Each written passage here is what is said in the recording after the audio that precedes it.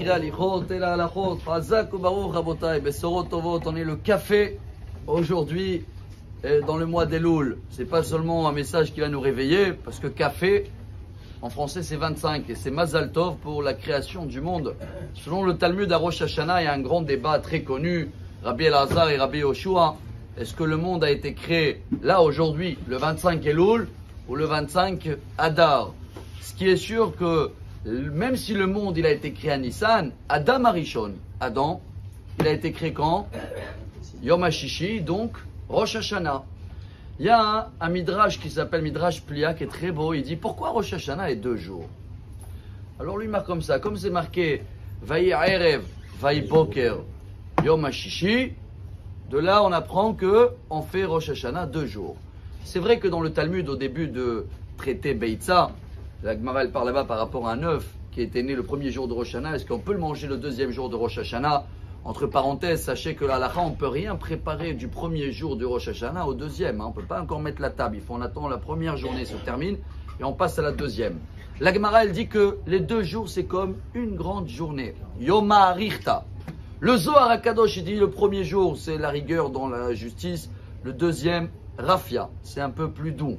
Alors la réponse dans le Talmud, c'est que à l'époque, il fallait des témoins qui ont vu la lune. La lune se renouvelle tous les 29 jours et demi. Alors, comme c'est la seule fête qu'elle tombe au début du calendrier, alors, pour pas prendre le risque, on a pris les 2 jours.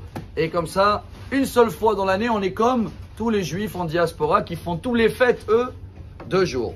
On a toujours dit en parenthèse de Sfat Emet, c'est le Admour de Gour, il a dit, tous les fêtes, quand tu n'habites pas en Israël, tu as besoin de 2 jours pour se charger. Parce qu'en Israël, il suffit 1 jour. Mais à Rosh Hashanah, même en Israël, il faut 2 jours de chargement. Mais regardez comment c'est beau avant de sonner le shofar, cette réponse magnifique de ce Midrash Plia. Quand Adam Rishon il est né Rosh Hashanah, il est né quel jour? Vendredi. Selon le Zohar, le soleil, il ne s'est pas couché. Il y avait 36 heures, Oraganou, appelez ça. Ça veut dire le vendredi soir, c'était pas noir encore. La première fois où c'était noir et Adam il avait besoin du feu, c'était quand? Samedi soir. Donc, Adam il est né vendredi matin.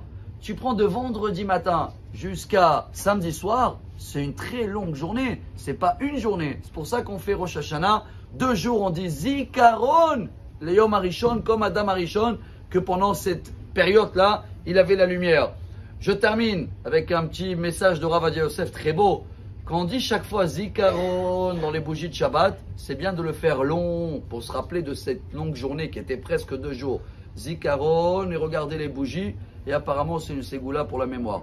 J'espère que moi-même je vais me rappeler de tout ce qu'on a partagé. En tous les cas, si Dieu veut, une très bonne journée, bon anniversaire pour le monde et on va bien se préparer pendant ces 5 jours. Comme ça les 2 jours de Rosh Hashanah vont nous charger à fond pour toute la nouvelle année qui arrive. Amen.